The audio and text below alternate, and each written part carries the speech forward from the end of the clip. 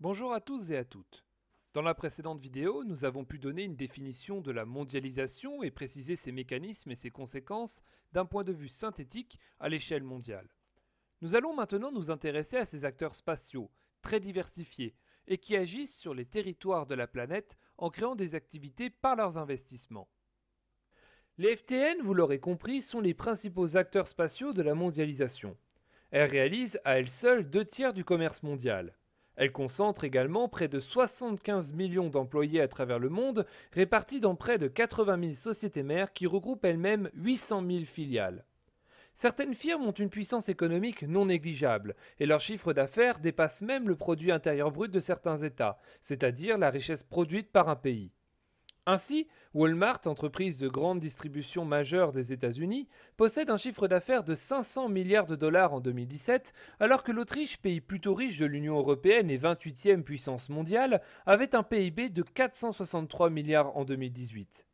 Ces FTN sont présents dans de très nombreux secteurs d'activité, qu'il s'agisse de l'industrie ou des services notamment.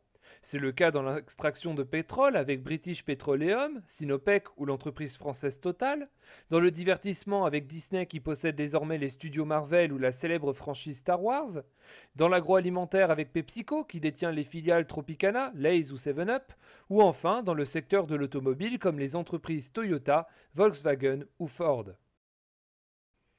Les firmes transnationales sont encore majoritairement issues des pays du Nord. Mais les firmes transnationales des pays du Sud sont aujourd'hui en pleine croissance et constituent un tiers des firmes transnationales mondiales à l'heure actuelle. Elles concurrencent de plus en plus les FTN des pays du Nord, notamment dans le secteur industriel où de grandes entreprises n'hésitent pas à racheter celles en difficulté. C'est le cas notamment du groupe automobile indien Tata Motors qui a repris les constructeurs Jaguar et Land Rover, ou bien le groupe chinois Geely qui a racheté la marque Volvo. Les FTN des pays émergents sont ainsi en première ligne parmi les entreprises en pleine croissance. Pour autant, les firmes transnationales ne sont pas les seuls acteurs de la mondialisation, puisque les États demeurent des acteurs spatiaux majeurs, bien qu'en retraite dans le cadre du libéralisme économique qui laisse le champ libre aux entreprises et aux marchés financiers.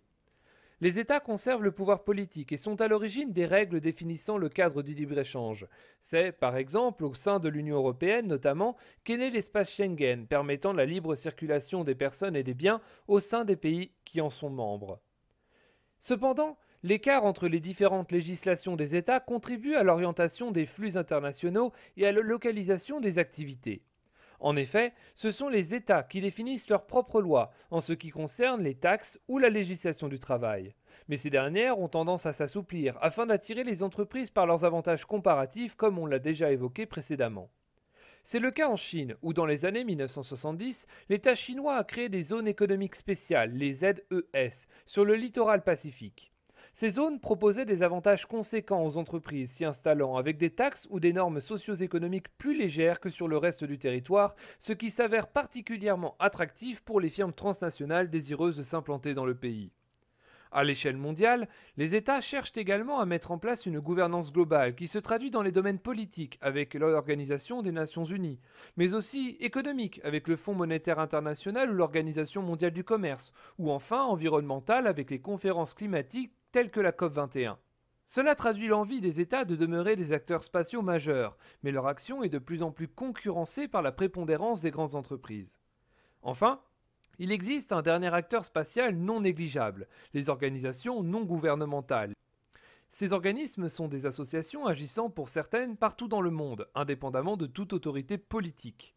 Ces dernières, à l'image de WWF ou Greenpeace, ont pour but par des actions spectaculaires comme l'invasion de l'enceinte d'une centrale nucléaire, ou bien l'abordage de pétroliers, ou enfin la dénonciation dans la presse des conditions de travail de salariés au sein d'entreprises douteuses, de corriger les orientations de la mondialisation qui créent des inégalités socio-économiques ou qui détruisent l'environnement.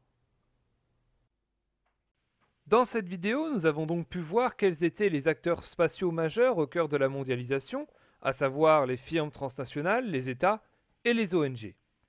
Il est important de bien saisir leur influence, les moyens d'action dans le monde et les rapports de force qu'ils entretiennent entre eux. Dans la prochaine vidéo, qui sera la dernière sur cette séquence, nous évoquerons la place des flux dans la mondialisation. Ces derniers s'étant multipliés ces dernières décennies du fait d'une révolution des transports, mais aussi des moyens de communication. Bonne révision à vous.